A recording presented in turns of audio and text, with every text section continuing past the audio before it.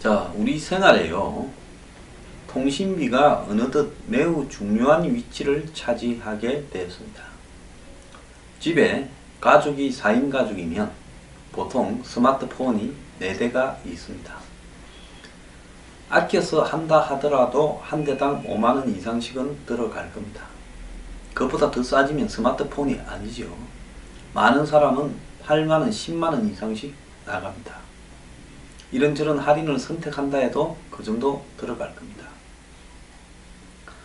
그리고 그런 어떤 요금 속에는 2년, 3년 약정 이렇게 묶여 있는데, 어떻게 보면 폰은 공짜로 받는 것 같고 요금만 내는 것 같지만은, 지금 어지간한 스마트폰 S8이라든지 그 다음에 아이폰 6, 7 이런 거는 100만원이 훨씬 넘어가는 고가의 물건입니다.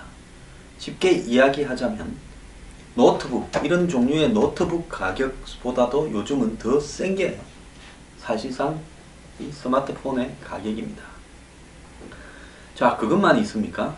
옛날에는 집에 안테나 올려서 통신비 안 내고 KBS 수신료만 내고 그거야 세금이니까 다 공중파만 봤는데, 요즘은 무슨 온갖 형태의 채널들이 종편부터 시작을 해서 케이블 채널들이 다 생겨났습니다. 뭐 한 200개도 넘는 것 같아요. 자, 그런 부분들을 보기 위해서 스카이라이트, 또 IPTV, 케이블 등으로 다양한 방법으로 보게 되면서 거기에 또 시청료가 들어가게 됩니다. 그것뿐입니까? 인터넷도 당연히 달아야 그것도 볼 수 있죠. 그래서 또 인터넷만도 이렇게 집에 들러야 됩니다. 방에 또 컴퓨터가 여방 저방 있으면 공유기까지 또 달아야 됩니다. 그것도 또 비용이 몇 달 나갑니다. 근데 이것도 기가 인터넷이니 뭐니 하면서 그 비용도 또 올라갔습니다. 그래서 한 가구당, 그것도 집 전화도 또 따로 있는 집도 많고요.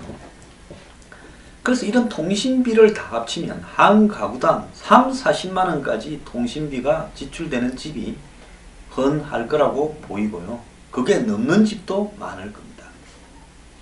자, 그러면 우리 가족의 소득 중에 적어도 5에서 10%, 많은 사람은 20%가 통신비로 나가게 되는데, 이 통신비라는 것이 매우 중요해졌기 때문에 주요 대선 공약이 되겠죠. 자, 그런데 문안 두 유력 후보가 통신비에 대해서 공약한 걸 보면 기본료는 폐지하겠다. 지금 이거는 그거죠. 너네들이 이제 인프라를 다 깔아서 새로 들어갈 인프라도 없는데 기본료라는 개념이 왜 들어가냐. 자, 그래서 이 기본료를 안 받겠다라는 부분을 포함한 이 통신비 개혁 방안을 냈습니다. 자, 한번 보겠습니다. 이 가구당 14만 4천원 2016년에 부담한다는 가계 통신비는 낮아질 수 있을까? 저는 이것도 엉터리라고 봅니다. 1인 가구까지 포함해서 1이 될 줄은 몰라도 전체로 다인 세대에서 14만 4천원의 통신비가 나온다 말은 저는 믿질 않습니다. 문재인 후보와 안철수의 이 가계 통신비 공약이 있는데요. 업계에서는 실현 가능성이 낮거나 실효성이 떨어지는 공약이 많아 실제 통신비 인하 효과가 미비할 거다. 다만 양측 모두 통신비와 관련해서 저소득층 지원을 강조해서 디지털 디바이더, 즉 소득에 따른 이런 어떤 정보 격차를 해소하는 데는 도움이 될 거다 이야기를 합니다. 자, 통신비 관련 공약 중 가장 논란이 많은 부분은 기본료 폐지인데요. 문 후보는 한 달에 11,000원씩 내는 통신 기본료를 완전 폐지하겠다고 해서 박수를 받았지만은 실현 가능성이 낮답니다. 우선 월 11,000원씩 1년에 13만 2천원의 기본료를 국내 이동통신 가입자 5,500만 명한테서 일괄 폐지할 경우에 이동통신사가 7조 2,600억의 부담을 안게 되고, 지난해 이동통신 3사가 벌어들인 수익, 영업이익 3조 6천억의 2배가 넘는 수치라는 겁니다. 우상호 의원이 2015년 기본료 폐지를 담은 이 통신사업법 개정안을 냈는데 시장 자유를 침해한다는 반대에 부딪혀 소위도 통과하지 못했다고 합니다. 안철수 의원 또한 2G, 3G 요금 기본료 폐지를 공약에 담으려 했으나 퍼플리즘이라고 최종적으로 제외했다고 합니다. 요즘 2G, 3G 폰 쓰는 분들 노인 말고는 있습니까? 대부분 LTE지요. 이것도 웃기는 소리입니다. 결국 관련 법 개정도 이 통사들이 자발적으로 참여하기 전에는 어렵다는 겁니다. 안철수 의원은 온국민 데이터 무제한 요금제 도입이라고 이렇게 실효성 부분에 의문이 있는 안을 내놨다는 거예요. 현재도 각 이통사에서 5월 5,500원을 내면 데이터 안심 옵션에 가입할 수 있기 때문에 이 옵션에 가입하면 기본에 내가 한 달 동안 쓸 수 있는 데이터가 다 소진된 이후에는 되기는 되는데 아주 속도가 느린 인터넷이 허용이 되죠. 그래서 음악 듣거나 그냥 웹 서핑하는 정도, 그 다음에 뭐 카톡하는 정도만 쓸 수 있습니다. 이 느린 속도 때문에 이 통신사의 데이터 안심 옵션에 가입한 고객은 1%도 되지 않습니다. 그래서 안철수 의원 측은, 후보 측은 무제한 데이터 속도에 대해서는 정해진 게 없고 구체적인 속도도 차후에 결정될 거다. 자기도 모르는 데이터 무제한을 공약으로 내걸은 겁니다. 제4 이동통신 출범도 실현 가능성이 낮은 공약이라고 합니다. 지금까지 7차례 제4 이동통신을 도입을 추진했지만은 신청 사업자들이 시장성을 낮게 봐서 대기업들이 들어오지 않아서 안 됐다고 합니다.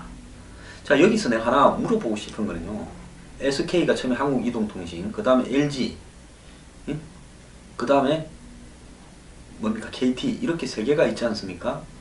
근데 이 4개, 5개가 된다고 한들 요금이 인하가 되겠습니까? 그 들어오는 놈한테나 혜택이나 되는 거지요. 이동통신 숫자가 3개 되나 4개 되나 5개 되나 과점에 의해서 가격은 변하지 않을 거라고 봅니다. 즉 새놈이 나눠 먹던 걸 내놈이 나눠 먹는다고 저것끼리 싸움이지, 그렇다고 그 시장 한마디로 과점 상태의 담합을 깨면서 획기적인 요금을 하겠습니까? 차라리 외국계 이동통신을 허용해서 외국 업체들이 파격적인 가격으로 제한을 하게 하는 게 더 독점을 깨는데 효과적이지 않겠냐. 2000년에요. 신세기통신이나 한솔통신이 있었죠. 018, 017 이런 게 있었지 않습니까? 다 사라져 버렸잖아요. 그래서 문, 안 양측이 내세운 취약계층 요금 지원, 요금제 개편, 공공 와이파이 확대 등은 실현이 가능한데 이런 부분들이 전체 국민들의 보편적인 통신료 인하 부분하고는 별 관계가 없다라는 겁니다.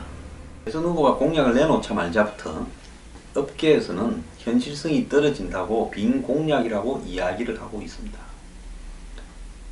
그래서 통신기본료 폐지, 제4 이동통신 설립, 취약계층 데이터 추가 제공, 디지털 디바이드 격차 해소 등이 업계에서는 이렇게 맞지 않는 부분이라고 하죠. 자, 문재인 후보는 여기에 대해서 단말기 유통 개선법을 개정해서 지원금 상한제를 없애겠다고 약속을 했는데요. 자, 문 후보는 제조사와 통신사의 지원금을 따로 공시하는 단말기 가격 분리 공시제를 도입하고 주파수 경매 때 통신비 인하 성과 계획 항목을 추가해서 통신사가 스스로 통신비를 인하하도록 유도하겠다라는 이야기도 했습니다. 그 다음에 이 한중일 삼국 간의 로밍 요금도 폐지하겠다 이야기했고, 안철수 의원은 데이터 무제한제에다가 저소득층 기본 데이터 무료 제공, 공공 와이파이 5만 개 이런 이야기를 추가로 했고, 홍준표 후보는 청년 실업자가 인터넷 강의를 할 때 수강료 50%를 할인한다. 그리고 이 저소득층의 단말기 할인 바우처 제공한다. 이렇게 이야기를 하고 있습니다. 정의당 심상정 후보는 무제한 음성통화와 문자메시지, 이 2GB의 데이터를 보장하는 보편요금제 출시를 주장했고, 유승민 후보는 아직 공약을 안 내놨습니다. 그런데 업계에서는 제4 이동통신이나 기본료 폐지는 꿈도 꾸지 마라 라고 이야기를 하고 있습니다. 자, 근데 여기서요, 통신사와 이렇게 제조사가 지원금을 따로 공시하는 이런 복잡한 거 할 게 아니라요, 통신비 간단하게 해결하는 방법이 있습니다. 뭐냐? 이 스마트폰 살 때요, 솔직히 말하면 호갱이 고객이 되기가 십상입니다. 저 같은 나이대나 제 위의 분들은 이 스마트폰을 아주 안 좋은 조건으로 사게 되고요. 꼼꼼히 따지지 못하니까. 그 다음에 젊은 사람들 중에 자주 바꾸는 사람들은 빠꼼이라 가지고 언제 가면 싸게 살 수 있다, 이런 걸 다 압니다. 그래서 단통법이니 뭐니 이런 게 뭐 있거나 말거나 관계없이요, 솔직히 복불복 형태로 또 그 사람의 이 전화기에 대해서 얼마나 아는가의 정보에 따라서 이 통신비가 천차만별입니다. 집에 인터넷 끌어놨죠. 바꾸기 귀찮아서 오래 쓰면 할인해 주는가 싶죠. 할인 안 합니다. 오래 쓰는 사람이 바보고요.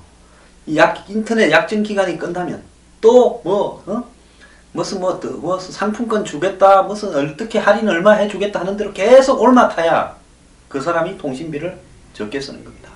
그래서 집에 한 번은 KT 달아놨다가 떼고, 한 번은 또 뭐 SK로 옮겼다가, 한 번은 LG로 옮겼다가, 인터넷이나 IPTV나 이런 것도요, 그렇게 하고 다녀야 되고. 집에서 유료 영화 채널 있죠? 제가 하나 가르쳐 드릴까요? 거기 무슨 이 뭡니까? 프라임 무비팩 같은 14,400원인가 그러는데 1년으로 계약을 하면 11,000원인가 되고요. 이 캐치온 VOD 만원인데 1년 하면 8,000원입니다. 그런데 1년 되면요, 계약기간이 끝났다고 알려줘야 내가 또 신청을 할 거 아닙니까? 근데 대다수 사람들은요, 처음 들어가면 1년 신청하면 할인되는 줄도 모르고 그냥 얼마다 하는 그걸 눌러봅니다. 좀 빠꼼한 사람은 1년을 신청해서 할인을 받지만은 중간에 해약하면 또 할인받은 거 다 내놔야 되죠. 그런데 1년이 지나면 계속 신청한 게 유지돼야 되는데 그걸 뭐라고 합니까? 네거티브로 물어야 되겠죠. 왜? 자, 내가 달리 신청을 하지 않으면 계속 1년 단위가 연장된다라고 봐야 되거나, 안 그러면 그렇게 알려줘야 될 건데 아무 말 안 합니다. 그러면 1년 지나서 내가 모르고 그냥 가잖아요. 그런 것까지 누가 기억합니까? 그러면 1년 지나서는 다시 월 만원이거나 월 14,400원에 돌아가 있습니다. 그래서 이 통신비의 가장 큰 문제는 조삼모사처럼 한마디로 사람을, 고객을 원숭이로 보고 속이고 있다는 겁니다. 아침에 3개 줄까? 아침에 4개 줄까? 네가 아침에 3개 받으면 저녁에는 4개고 아침에 4개 받으면 저녁은 3개다. 지금 통신사들이요, 영업하는 부분이 그런 짓거리를 하고 있다는 겁니다. 충실한 고객, 로얄티가 높은 고객한테는 호갱이로 봅니다. 약은 고객한테는 굉장히 조심하고 많이 깎아줍니다. 전화기를 어떻게 사느냐는 천차만별로 달려 있습니다. 자, 이런 상황에서 그럼 왜 판단을 잘 못할까요? 요금제가 너무나 복잡합니다. 결합 할인이니 무슨 통신사의 지원금이니, 솔직히 저 같은 사람은 제 나이 또래보다는 조금은 빠를 건데 가도 뭔 말을 하는지 알아듣지를 못하겠어요. 그럼 이런 걸 어떻게 해야 됩니까? 소비자와 이 판매자가 둘이 서로 이렇게 바게인을 하는데 소비자가 뭔 말인지 알아듣지 못한다는, 이 지고 들어간다는 걸 이야기하는 거예요. 따로따로 무슨 지원금을 공시하라고 물고 복잡할 게 아니라요, 대학 입시처럼 이렇게 복잡할 때는 쉽게 알아듣도록 간단하게 만들어줘야 됩니다. 어떻게 하느냐고요? 전부 따로따로 가격을 내게 해야 되는 겁니다. 결합 상품을 못 팔게 해야 되는 겁니다. 전화기는 전화기만 사. 전화기 사서 들고 가서 통신사에 가서 요금 가입해. 자, 지금처럼 동네에 전화기 파는 데 가면 전화기에 통신까지 같이 가지 않습니까? 여기서 당하는 거예요. 전화기가 100만원이라는 걸 모르고요, 110만원이라는 걸 모르고 사는 겁니다. 이 전화기가 110만원짜리라는 거 알면 2년마다 바꾸겠습니까? 고장 날 때까지 쓰지요. 좀 구형이면 어떻습니까? 근데 희한한 거는 2년 되기 전에 다 고장이 납디다. 찍찍대면서 잘 되지가 않고 자판이 안 먹고 딱 2년 쓰게 만들어 놓은 것 같아요. 그래서 전화기는 전화기 파는 데 가서만 사야 된다. 이 둘이를 묶어서 못 사게 해야 되는 겁니다. 법으로. 이 묶는 순간에 조삼모사 원숭이가 되어버리는 겁니다. 소비자가. 그러면 전화기 파는 데 가면 삼성 거부터 LG 거부터 중고 폰, 중국 거, 뭐 일본 거 싹 다 갖다 놓게 해야 되고 이 전화기 시장 개방해 버려야 돼요. 지금 다 개방하는 상황 아닙니까? 왜 차도 다 들어오는데. 자, 중국 놈들이 삼성 전화기를 얼마나 똑같이 만들어 갖고 10만원에 팔았다는 거 아닙니까? 그 원가는 얼마였겠습니까? 그게 재작년인가 있었잖아요. 그러니까 전화기를 완전 경쟁시켜버리면 솔직히 말하면 이 전화기 속에 제가 쓰는 기능은 몇 개 되지도 않습니다. 나머지는 거의 다 쓰지도 않는 기능이에요. 그러면 사람들마다 전화기에 내가 필요한 수준에 쓸 수 있는 그런 전화기들을 고를 거 아닙니까? 괜히 복잡하게 돼 있는데 내가 평소 하지도 않는 걸 뭐 하려고 그런 전화기를 사가지고 나는 전화하고 문자하고만 씁니까? 기껏해야 사진 한두 번 가끔 찍는 거 외에는요. 그러면 전화기는 내 수준에 따라서 뭐 3만원, 2만원부터 시작해서 30만원, 40만원, 50만원 이래 가면 그 이상 비싼 전화기들은 안 팔려서 시장에 도태가 될 겁니다. 이걸 결합을 해서 팔게 하는 것을 허용해 주는 것이 한마디로 대한민국의 재벌사들이 전화기도 만들고 통신사도 하니까 이 재벌사들의 로비에 걸려서 공정거래위원회도 소비자보호원도 침묵을 해주고 그들이 원하는 대로 판매 방식을 허용해 주면서 기본료도 11,000원이 들어가면서 이래 장난을 치는 겁니다. 그래서 전화기 파는 데는 전화기 파는 거 외에는 못하게 해야 됩니다. 인터넷은 인터넷만 팔게 하고요. 그 다음에 IPTV나 스카이라이프는 스카이라이프만 팔게 해야 됩니다. 전부 각자 귀찮더라도요. 그렇게 해야 소비자들한테 정확한 비교 가격 정보가 들어가서 장난을 치지 못하는 겁니다. 그러면 서로 경쟁을 할 거 아닙니까? 전화기 만드는 단말기 회사끼리요. 아, 우리 더 싸게 내자. 100만원짜리 사라질 겁니다. 50만원짜리 사라질 겁니다. 20, 30만원은 다 낼 겁니다. 필요 없는 사양 줄이고요. 그 다음에 통신사에 가면 이제 통신사들이 요금 갖고 경쟁할 겁니다. 우리 기본료 없어요. 우리 그냥 만원, 2만원.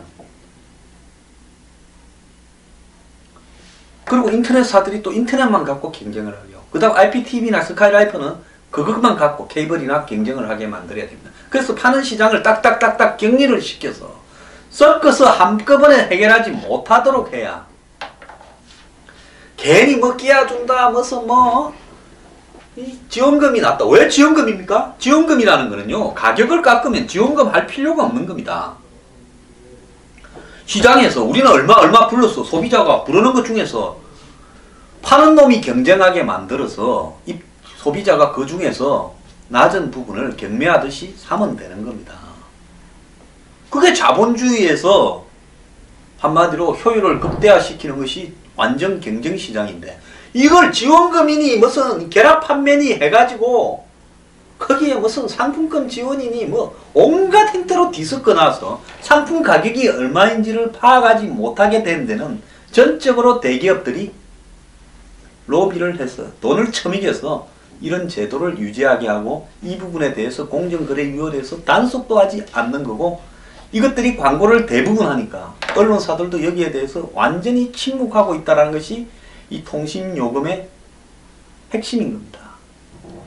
지원금 필요 없어요. 상품권 필요 없어요. 그냥 가격으로만 경쟁하게 하라는 거고 이 시장을 완전히 개방을 해버려야 됩니다. 중국 핸드폰, 일본 핸드폰, 핀란드 핸드폰, 미국 핸드폰 다 들어와라. 통신시장요? 일정한 수준만 갖추면 다 개방해버려야 됩니다.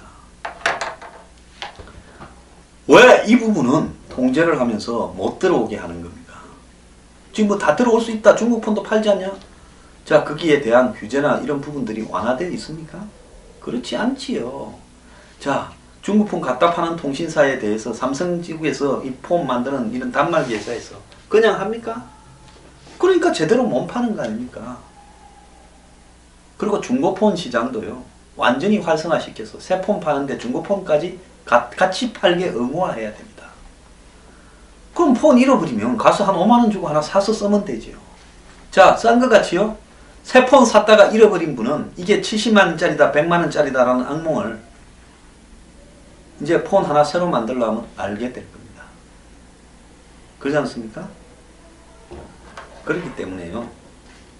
통신요금의 실체에 대해서 후보들이 잘 모르는 채 후보 보고 통신요금 계획에 대한 안을 제안하는 전문가라는 IT 전문가거나 통신 전문가라는 인간들이 또 사기를 친 겁니다. 그러니까 후보가 모르니까 이런 사기가 된다는 거죠. 그래서 통신요금 공약 다 때리치우고 전부 따로따로 팔게 하면 된다는 거죠.